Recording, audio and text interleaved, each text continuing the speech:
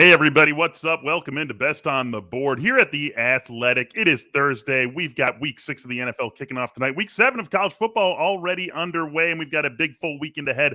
That's exactly what we're going to get into on this episode of Best on the Board. Michael Beller, Dan Santaramita talking through things with you here on this episode. Dan, how you doing this morning? I'm here, and I'm ready to see if we can make it happen because I don't know. You had a pretty good week last week. I was pretty mad about an over-under I lost in the Arizona State game, but let's see if we can get things going this week. Yeah, it really did feel like we could have had an even better week. I went 2-1, Yeah. You went 1-2. That Arizona State Stanford over looked like it was going to be cruising there, and then just totally fell flat in the fourth quarter. My Penn State plus 2.5 over Iowa also cruising. Then Clifford gets hurt, and then Iowa makes the comeback, and it totally falls apart. But well, we'll take it. We'll take a 3-3 week if that's going to be on the downside of things, and we can certainly live with that. Hopefully, Ari Wasserman, our partner in crime here, able to rejoin us next week. But we jump into week 7 of this episode looking like this. You are sitting at 5-8. I'm sitting at 4-6. So this is the time now. If we're gonna turn things around for the season, about halfway through, a little less than halfway through, now's the time to start doing it. We've got 3 picks apiece in this episode of Best on the Board. Dan, get us started. Let's go to it. Let's go to a total. Let's start out with the total. What do you got for us here? I got a lot of points to work with. That's what I got here. Ole Miss and Tennessee under 82. This is just one of those games. You see the line and you go, I get that many points. How could they possibly go over? Now look, both these teams played absolute shootouts. Now Tennessee in a blowout, but Mississippi 52-51 against Arkansas last week. Just nonsense. It's one of the most fun games you'll ever see. Not a lot of quality defense. I mean, you could say, yeah, the offenses are great, and they are. But when the touchdowns in that game, they're giving up 1-play drives, 3-play drives, blown coverage, whatever. Here's 82 points. Now, I had Tennessee last week basically because their offense is so good, and that came through in a big way. So I understand this is a great offense, just like Ole Miss's is, but 82 points? 82 points. I think that's like an automatic, I'm taking the under if you put 82 on the board. And this opened under 80, and it's been creeping higher. So I'm going to take the extra points they're giving me here. Yeah, that's it's just no matter what you think of the offenses, that is a monster of a number. And so you have this could still be a great offensive game, right? Yeah. Be like 41-40. That'd be a ridiculous offensive game, and you would still come under the total here. So just a huge, huge number, and maybe a little bit of recency bias in what we saw from these offenses a week ago, and frankly, what we saw from the Mississippi defense a week ago as well. Now, Arkansas's offense is nothing to just sneeze at in its own right. That's a good offense as well, but maybe we are having a little bit of overreaction to what went down last week, and that's pushing this number up into the 80s. Again, just a ridiculous number, no matter what you think of these offenses. And an important point to make, I think, that you're making here, right? Like, sometimes we just bet the number. Sometimes we don't care really at all about the teams that are playing, and we bet the number. And 82 is just a huge number, and one that feels pretty easy to want to go underneath. So that's what we're looking at here. Mississippi, Tennessee, under 82. I'm going to take us into the NFL world. That's actually where I'm going to live with all 3 of my bets. I figure I went 2-0 in NFL, 0-1 in college last week in this space. So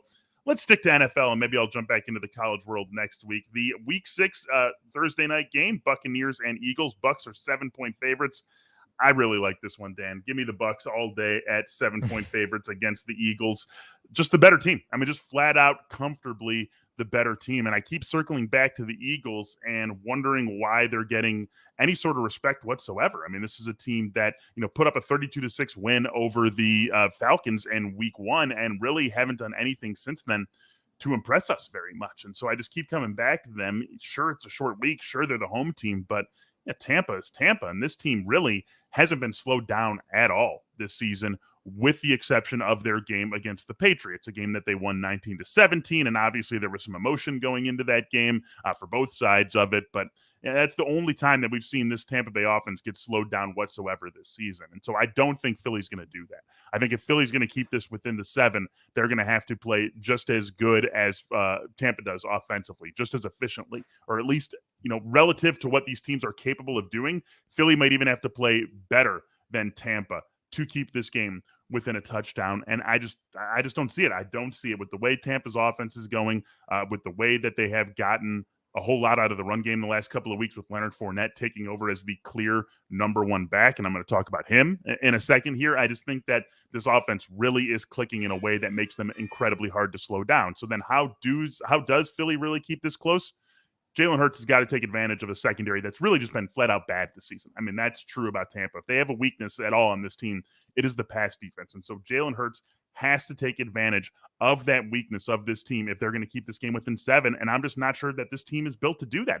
We haven't seen enough from them that tells me they're built to do that. Even in that win over Philly or over Carolina last week, they didn't throw the ball all that effectively. They really didn't. It was a lot of defense and a lot of run game, and Jalen Hurts pushing in a couple of rushing touchdowns once they got inside the 10-yard line. I just don't think they are built to take any sort of advantage of the one weakness that Tampa has, and that's why I'm always very comfortably pushed over everything, checking a box for me. Give me the Buccaneers laying the 7 against the Eagles tonight. So you're not scared off by touchdown favorite on the road. I know you talked about this before, that the trend of home and road not meaning as much, huh? I am not scared by it whatsoever. Again, when the gap between the two teams is as wide as it is here, I feel totally comfortable trusting the better team to just be better and to do what they do. And nothing about the Eagles tells me that they can slow down what Tampa does well. And nothing about the Eagles offense tells me they can take advantage of the one thing Tampa doesn't do well. And so that's where this one really separates for me. And that's where I ultimately come down to the Buccaneers. It's a big spread. It's definitely a big spread. And if this was a team that could take advantage of those secondary issues that the Buccaneers have, then maybe I think twice about it. But I don't see the Eagles as that brand of team. So that's why I am sitting here on the Eagles laying the 7. That 7, of course, coming to us from BetMGM. And if you're watching this show, obviously you think that football can be a little bit more fun with some skin in the game. Really, all sports can be a little bit more fun with skin in the game. Our betting partners at BetMGM, they're going to help you do that. You can bet 10 to win 200 right now, plus get a free 3-month subscription to The Athletic if you go to betmgm.com/TABest and use the promo code TABest. And that's Athletic subscription that holds even if you are already a subscriber. You'll just get 3 free months tacked on to your subscription. If you are not a subscriber, we'll start you off with 3 free months. Plus, you get that $10 bet to win 200, regardless of what it is, at betmgm.com/TABest. It's a new customer offer for BetMGM customers. Terms and conditions apply. All right, Dan, let's jump back to the college game. This is a fun non-conference game that you've brought up for us. BYU and Baylor. BYU catching 6.5 on the road. This should be, a pretty interesting game. We've seen Baylor jump up with a few nice wins this season. BYU was rolling all year until last week against Boise State. This is an interesting matchup we've got in the middle of the season. What do you like here? Well, I like BYU because I think the way they lost that game to Baylor isn't as concerning as the result, right? They lost by 9. It wasn't really that close down the stretch. Yeah. They lost to Boise, and it was the turnovers that killed them. They had 4 turnovers. They outgained Boise by over 100 yards. A game that, honestly, you look at some of the models that do a post-game win probability and all that. BYU should have won that game. But turnovers will kill you. And I don't think Baylor is this amazing team that BYU should be getting 6.5 points. Baylor's a very solid team. Saw them play Oklahoma State a couple weeks ago in a matchup of undefeated teams. Their offense didn't really get it done. I'm not sure they're a team that I want to be giving 6.5 on the other side of that bet. I think BYU, look, they got those Pac-12 wins, and look, hey, that Arizona State win's looking better and better by the week, right? This is still a very good BYU team. No one's going to really sneeze at a Boise loss, even when they're down. And the way that happened, I think I'm happy taking a big number like 6.5. I could see Baylor being a favorite. I think 6.5 is a little too big, so I'm working with a little bit of an advantage here. If you're at all scared about this one going wrong, where does it end up going wrong for BYU? Well, turnovers, right? I mean, we just saw it. And look, they got Jaron Hall back last week coming off injury, and he was pretty solid, but because it was fumbles more than interceptions, the turnovers. He had missed some games, and now he comes back and they lose, and you go, maybe he's not 100%, and maybe he wasn't.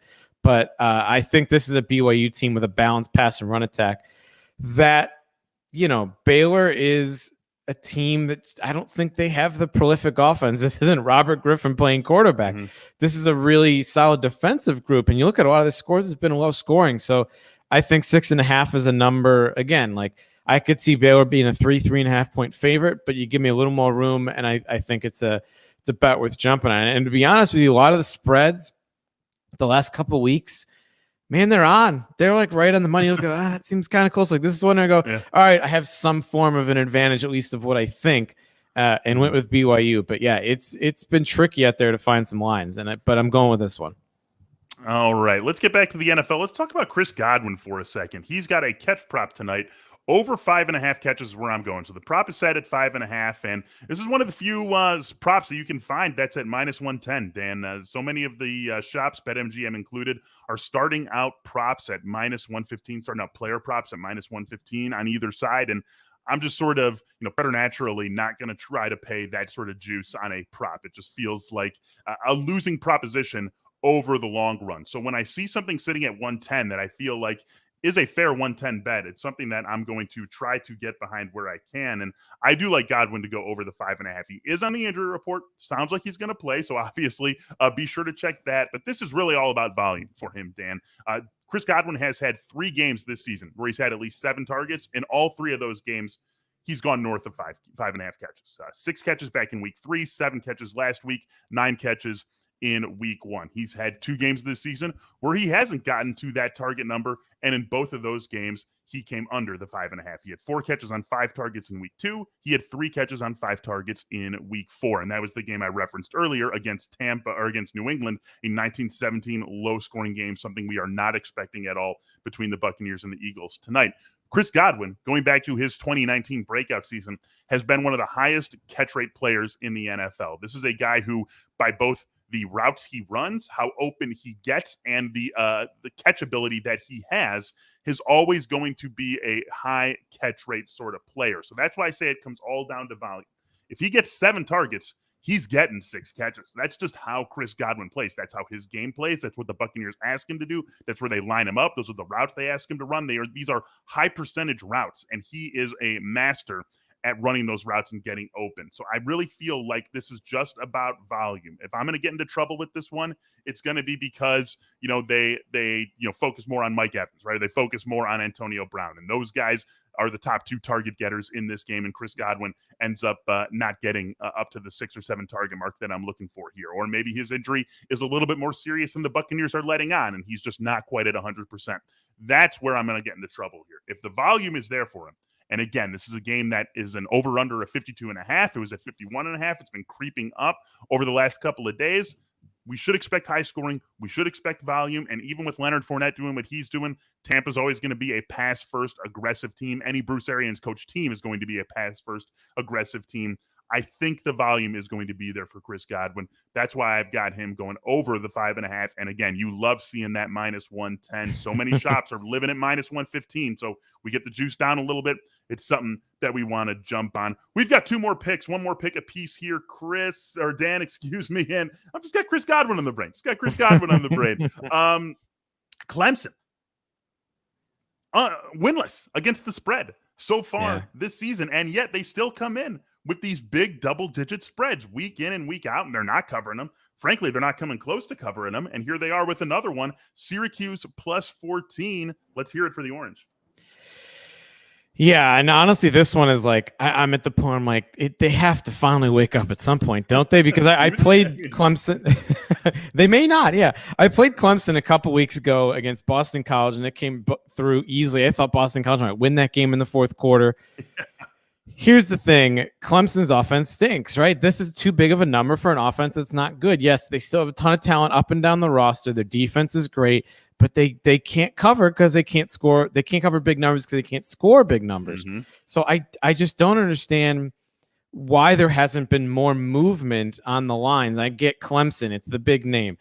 But here's, like you said, Clemson 0-5 against the spread. Stanford 5-1 against the spread. Or Syracuse, Stanford 5 I can talk. Syracuse 5-1 against the spread.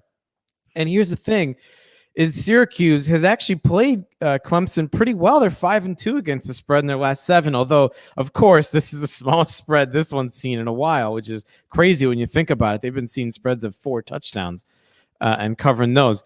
Weeknight home game, always like that. 14 points against an offense that's not prolific, always like that. It's just that simple. Mm-hmm. Until Clemson shows me they can do it, I'm going to take this line. I was a little hesitant in this one because at some point you figure they're going to have that game, but they haven't yet. So I'm going to ride it until it doesn't happen. Yeah, I think that's the way to go here. And like you said, like this, anytime you see a number this high, you need to be able to put up some offense. Like it barely matters how good your defense is if you're having to cover 2 touchdowns. Of course it matters, but like it's hard to expect a team to cover to win a game like this, like 20-3, right? Or 17-0, something like that. Like you figure this is going to be a game where anytime you're asking a team to cover 14, you have to assume that they can get to 27 or 28 points. Yeah. And we haven't seen anything from Clemson this year that suggests they can do that against anyone, frankly. And so like until they prove it to us, I think this is the right side to be on. Maybe ultimately you're right. Maybe ultimately they finally wake up and they put up a 34-point game or something like that. And maybe that happens this week and they win 34-10, but nothing they have shown us. And we're now in the 7th week of the season. As you said, 0-5 against the spread. We've seen this team play 5 games, go all the way back to week 1 against Georgia, all the way through their most recent game. They have not showed us anything on offense. So they are absolutely a team that needs to prove it to us before we believe in them. And I think prove it to us before we reflexively don't bet against them when they're laying 14. So I really like this one. Syracuse plus 14 against Clemson. I'm going to wrap it up by going back to the Buccaneers. Leonard Fournette anytime touchdown is sitting at plus 125. And Dan, let me tell you something about what Leonard Fournette has done the last 2 weeks. Really going back to last season, it's always been the moment we trust one of the Tampa backs, the other guy has the big game. We finally trust Leonard Fournette. Boom. Ronald Jones gets 20 carries for 115 yards. Then we trust Ronald Jones. Boom. It's Fournette back in there doing his dual threat thing on the ground and through the air. I think we can finally put that to rest with what we've seen from Leonard Fournette this season, and especially the last 2 weeks for a couple of reasons. Number one, Fournette's played great over these last 2 weeks. You go back to week 4 against the Patriots, 20 carries for 92 yards, 3 catches on 5 targets for 47 yards. Last week against Miami, 12 catches, 67 yards, and a touchdown, 4 catches on 5 targets for 43 yards. He has played very well. On the flip side, Ronald Jones has been bad. He's just been straight up bad for this team this season. And then when you factor in that they've got Giovanni Bernard as the third down back, it's very easy for Bruce Arians to just trust those 2 guys as his backs. I've got Leonard Fournette, who can also do a lot of damage as a receiver. And then I've got Giovanni Bernard in obvious passing downs. And it feels like as far as we're ever going to be able to trust Bruce Arians with his backfield usage, we have gotten to that point. So now, once we've already gotten ourselves comfortable with Leonard Fournette, it's pretty easy to get behind him at plus 125 as an anytime touchdown score in a game with an over-under in the low 50s. The way this Buccaneers team has moved the ball up and down the field, among the league leaders in yards per game, yards per play, efficiency metrics, offensive EPA, they are right there with every single metric you look for in terms of predictive success. They are hitting that. And so it feels as though this should be a good spot for Leonard Fournette to get an anytime touchdown. And I wouldn't be surprised if he gets one more game where he is clearly alone-ish in the backfield, or at least Ronald Jones isn't really much of a presence. We're going to see this start to become a minus number for him, even with everything that this team does through the air. So I will take the plus 125 that I can get here on Leonard Fournette. Anything you're looking for? You did all college. I did all NFL. Anything you're just watching out for in tonight's game between the Bucs and the Eagles? Well, I think, you're talking about just going back to your last pick. You're talking about the juice being minus 115, a lot of player props, and this is a player prop. A little different because the touchdowns aren't as expected, but again, you're one of the guys that's the reason why the juice is so high. The books have been losing on those. They gotta get the price up. That's what you're the one. You and everybody else. Don't blame me for this. Hey, they can't do. They can't do player props as well as they do as team lines. So that's what's happening. Yeah. That is absolutely true, and that's why you got to hunt for those ones. Like I said, Chris Godwin, when you can get a -110 that you believe in, just like we're talking about reflexively betting against Clemson laying 2 touchdowns, a -110, a -105 player prop that you trust, you sort of got to jump on that reflexively as well. Hopefully you're jumping on best on the board reflexively as well now that we are deep into this football season. Thanks so much for joining us on this episode. Good luck this week. Happy betting. If you've got anything going on Thursday, we're back with you tomorrow taking a fuller look at the Week 6 NFL slate. For Dan Santaramita, I am Michael Beller. Thanks for being with us. Have a great day.